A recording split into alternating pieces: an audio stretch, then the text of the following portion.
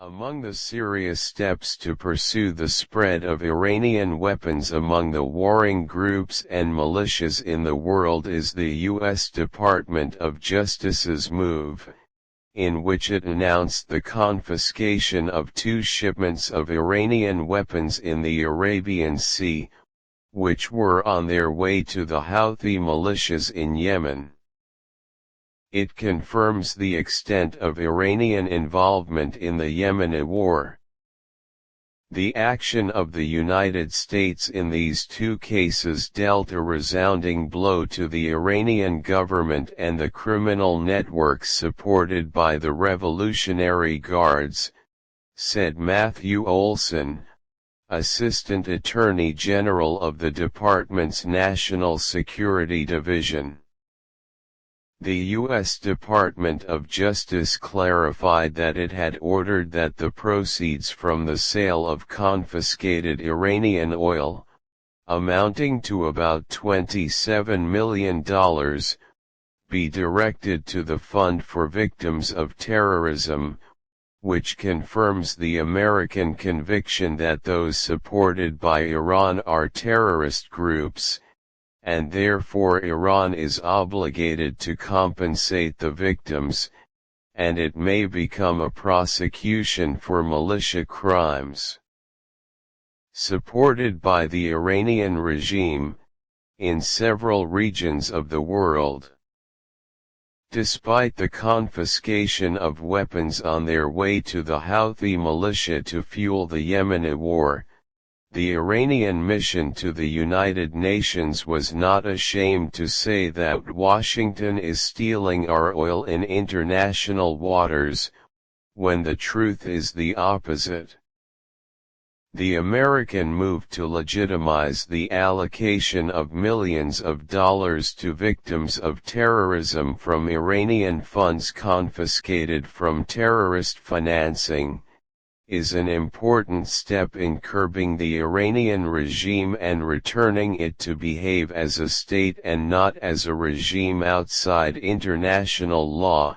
which did not observe international treaties and covenants that prevent states from supporting armed groups and fueling conflicts local in troubled countries. The confiscated weapons and oil are usually directed by the Iranian arm in the Arab world, represented by a group of militias, including the Hezbollah militia in southern Lebanon, which is fighting for Iran's projects in Iraq and Syria under the pretext of protecting Shiite shrines, the Popular Mobilization Militia, and the Houthi militia, all of which are militias within countries from they are supposed to be sovereign, militias with Iranian weapons that serve an Iranian agenda in the Arab countries. Iranian weapons have extended to the conflict in Somalia, and perhaps what the Geneva-based Global Initiative to Combat Crime stated, in a published study,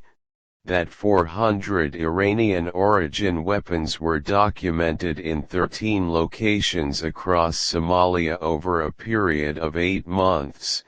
and stocks of 13 boats were intercepted by military ships.